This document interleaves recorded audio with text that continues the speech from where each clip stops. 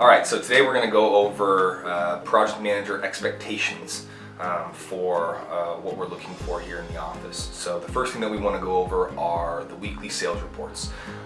We keep in here our own track of what the weekly sales reports, what you guys sell, what's closed, and what we're outstanding on. You as the project manager should be organized enough to know that your installs for the week are X. You sold X for the week, so then that way on our Thursday meeting we can sit down and we can go over the numbers to make sure that you are in line with what we're looking for as far as making sure that you're on top of your sales numbers, and that also keeps you in the know on what things are outstanding and what customers need to be picked up from. All project managers are required to come back here to the office when all of your appointments are done, or if you have no scheduled appointments for the day. This will allow us to go through your pipeline to make sure that your customers that you've already seen are being revisited. We can adjust some of those invoices, some of those estimates that you sent out. So if you don't have anything scheduled for the day and you are done early with your appointments, we want you here back at the office. One of the important things here is that we want to make sure we're keeping in touch with our customers. So we will go ahead and forfeit a customer if for whatever reason they call in and they say that they cannot get a hold of said PM. No phone calls, no text messages. Now obviously we're going to dive into that and see if that is the case. If it is the case, then we will be giving that customer to somebody else if they in fact want to move forward. Now on the flip side, if you do sell a project and you are out doing installation and we can't get a hold of you, customer doesn't see you on site, you have not been to your project, and things do go south, we will automatically forfeit that customer for you. So that means no commissions, no more being on the job site, and we will make sure one of our other project managers gets out there and takes care of the customer. Vehicles are very important here at Artificial Grass Masters. We put a lot of miles on our Priuses. We go above and beyond to make sure that you're taken care of as far as a vehicle and a gas card, so you're driving around on our dime and in our vehicles. All that we ask is that you take care of our vehicles, routinely making sure that there's oil in it, making sure that the tires have air in them, and then also just the presentation, making sure it's washed weekly, but then also that the inside of the car is not just a place for your trash. From time to time, we do have to go to our car with said customer to pull out material. If they see a mess, it just kind of gives that notion of someone's unorganized, they're not tidy, they're not clean. For whatever reason, if we end up doing a spot check, say on a Monday or on a Thursday meeting, we will in fact go ahead and fine you $50, okay? It's very simple. Keep our cars clean. It'll keep you a little bit more organized, and it'll keep our cars running for. In order to be a successful salesman, we try to provide all the material to you. Samples of grass, knowledge of the product, handbooks that you can give to your customers that walk through all of our warranties, expectations. It is your responsibility that if you lose a piece of grass or you leave a sample with a customer, that your next customer gets the same attention that your previous customer did. So you need to keep a couple extra samples of grass, so that way, in fact, if you do leave it behind, you have that for the next one. Same thing with the rock. It's your responsibility if you're trying to match a rock or give a customer the options to pick different rocks. Obviously, our brochures do show the different type of material, but the pictures don't really do justice. So as far as making sure that the customer has an idea and putting their hands on it, rock boxes, samples of grass, irrigation, things like that, you are responsible as the project manager to make sure that you have that on you and that you can provide that to the customer to help go ahead and ensure that sale. Part of the process of actually getting your customer's project on the schedule is filling out that work order. It's one of the things you guys are required to do before the end of the day. Obviously, the estimate is the one thing you are required to give to the customer before you leave. The work order thereafter is for us here in the office to make sure that we now have an idea of what that customer is expecting. Rock, pavers, grass, drop-off areas, access areas, things like that. Now, the hardest part for us is trying to push a project if that information, number one, is incomplete, not filled out, or it's just not very descriptive. When it comes to that, we will go ahead and put a hold on your project, and we will not push it through until we go ahead and get a clear definition of what the project entails. All the signatures are there. The deposit has been, it's made it back to the office and is in the log. So one of the things we have to talk about is probation. We here at Artificial Grass Masters and as a project manager are sales driven. If we are not meeting our sales goals, there are a couple steps that we do need to take to make sure that, number one, we're not wasting our time, you're not wasting yours, and that everyone's getting paid. So the first thing is if we come across consecutive weeks of not hitting your sales goals, which we'll go over here in a little bit, you are given a verbal warning. If that does continue to happen, then what we need to do is we need to put you on a written probation, which at that point will actually lower the cost that you get paid weekly until we actually start bringing our sales numbers back up. This could be for multiple reasons. Number one is maybe the sales pitch that you're giving is either too aggressive or not aggressive enough. The other thing could be is that the product knowledge just isn't quite there, and you're not really making that customer feel comfortable moving forward with their entire project. It could be something little or it could be something big. If it does continue to happen where we can't go ahead and meet our sales goals, we will look for a lateral change. If not, we'll go ahead and talk about termination. So marketing is huge. We spend here at Artificial Grass Masters a lot of money on marketing. That is for your benefit. So that's for you to go out, and when you knock on that door or ring that doorbell, that customer is already aware of what you do, why you are there, and what we have to offer.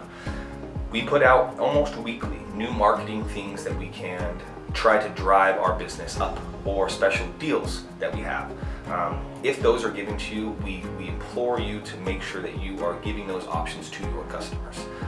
Nothing is better for a customer to say, hey, this is what we're looking at as far as our estimate. By the way, we have a special going on this month for this. I see this is included. Let's go ahead and move some things around to save the customer a little bit of money, or might be able to give them a package and they might get more than what they're looking for, in the same price range as what their budget allows. Our uniforms here are pretty straightforward. They're very lax. As you can see, we give you 5 polos. You are required to wear these every single day. The reason being is because it represents us as a company. It also gives a little bit as far as what we do, who we partner with. We're veteran owned, things like that. Now, as far as your shorts or your pants, we ask that you are either wearing one of the two. No sandals, no flip-flops, no slippers. It's very appropriate, very easy. Please just make sure that when you are out talking about artificial grass, doing our estimates, that you are in our uniform and our attire. If for whatever reason we run into an issue where we see that you are doing our estimates or arriving to job sites without our attire on, that'll go back to a conversation. Furthermore, if we continue to see it happening, probation, and so on and so forth. Which leads me into the how our uniform should be worn. Okay, if you are given an Artificial Grass Master's hat, please make sure that it's facing forward. In your off time, you can have it backwards, sideways, I don't really care. But when you're presenting yourself with the customer, we expect a certain look. So hat forward, jewelry put away.